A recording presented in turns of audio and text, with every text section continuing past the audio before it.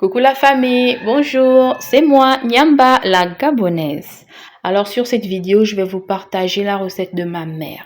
Je vais vous montrer comment elle cuisine les noix de palme avec les épinards et du poisson fumé. Alors après avoir fait bouillir les noix de palme, elle va les piler à l'aide d'un mortier et d'un pilon. Elle va bien piler pour se rassurer qu'elle détache les noix de leur chair.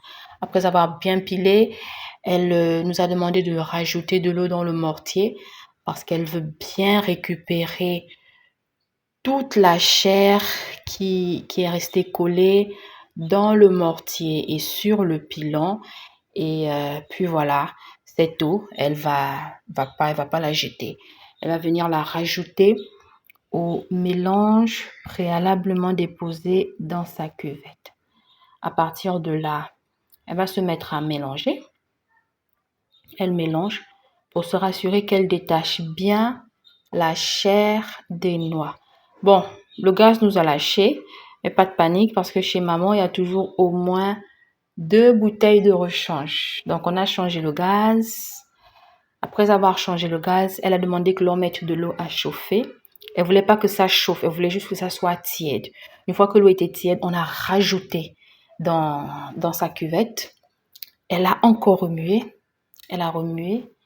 Elle a remué pour bien se rassurer qu'elle récupère tout le jus des noix et de la chair des noix. Après, elle a filtré dans une grande marmite. Il faut se rassurer d'avoir une grande marmite parce que vous savez que chez nous en Afrique, lorsqu'on cuisine, on cuisine pour plusieurs personnes.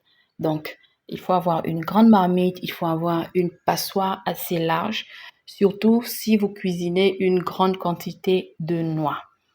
Après, elle les sort parce qu'ici, comme je le disais, l'objectif, c'est de récupérer le jus, c'est de récupérer tout le jus que l'on va essorer des noix bien pilées, de la chair, etc.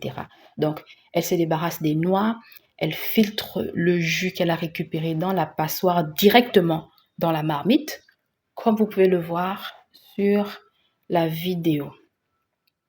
Une fois qu'elle se rassure qu'elle est bien récupéré le jus, elle nous a demandé de déposer le tout sur le feu. Elle a demandé à mon petit frère de rajouter du sel. Elle m'a demandé de rajouter des cubes. Ok, pour ce qui est du sel et des cubes, je sais que c'est à la convenance de tout un chacun. Pour ceux qui ne consomment pas trop de sel ou du cube, je crois que vous allez doser en fonction de votre consommation. Après, elle a apprêté les tomates et les oignons, comme vous pouvez le voir sur la vidéo. Étant donné que la marmite est assez grande, elle a donc pris assez de tomates et d'oignons. Voici les noix que l'on a déposées à l'extérieur pour que ça sèche. Et vous savez que certaines mamans vont réutiliser les noix pour préparer l'huile d'amande douce. Voici la marmite sur le feu qui est déjà en train de bouillir. Et pendant que ça bout, elle m'a demandé de rajouter les tomates et les oignons. Et oui, je n'ai pas fait que filmer. J'ai aussi contribué. Voilà.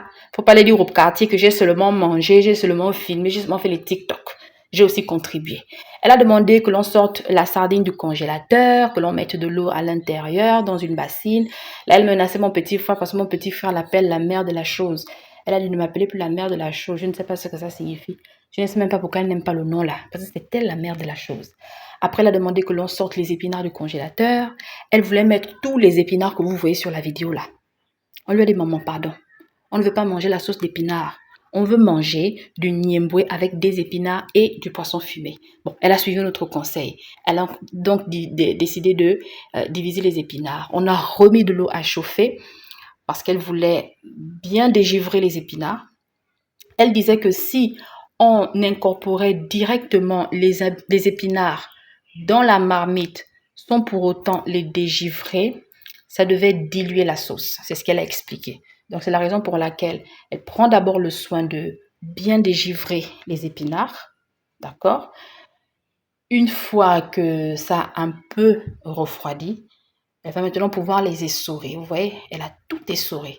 Une fois que c'est bien essoré, c'est bien égoutté, elle m'a maintenant demandé de rajouter le tout dans la marmite qui était sur le feu. C'est ce que j'ai fait. J'ai donc rajouté les épinards dans la marmite qui est en train de mijoter sur le feu. Et oui, je n'ai pas fait que filmer, je n'ai pas fait que manger, j'ai aussi contribué. Je sais cuisiner, s'il vous plaît. Merci, cordialement. Voilà, donc pour votre information, elle était juste assise derrière, en train de me donner des instructions. Donc elle a dit, vide bien la passoire, enlève bien les résidus d'épinards qui sont dans la passoire là.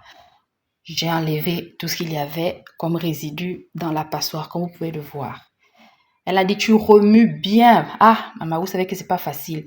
Quand le superviseur est en train de gérer sa marmite à distance, c'est pas facile.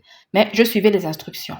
Je remuais bien, de telle sorte que les épinards puissent être bien mélangés dans la sauce qui est en train de bouillir. Vous voyez les épinards qui pendent sur la louche là, non? Elle a dit que tu enlèves ça, tu remets dans la marmite. Maman, chose que j'ai faite, j'ai remis ça dans la marmite, la pauvre marmite. Pardon, je ne veux pas les problèmes. Elle m'a demandé de fermer. Donc, j'ai refermé la marmite. Vous avez remarqué que la première fois, quand c'était en train de bouillir, ce n'était pas hermétiquement fermé. Mais cette fois-ci, elle a demandé que l'on ferme complètement.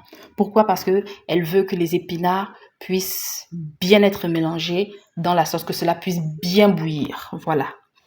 Après, elle a apprêté le poisson fumé.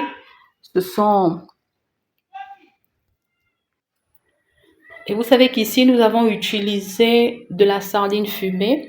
Et vous savez que la sardine a beaucoup d'arêtes. Donc, l'objectif ici, c'est de retirer le cœur même des arêtes qui se trouvent au milieu de la sardine.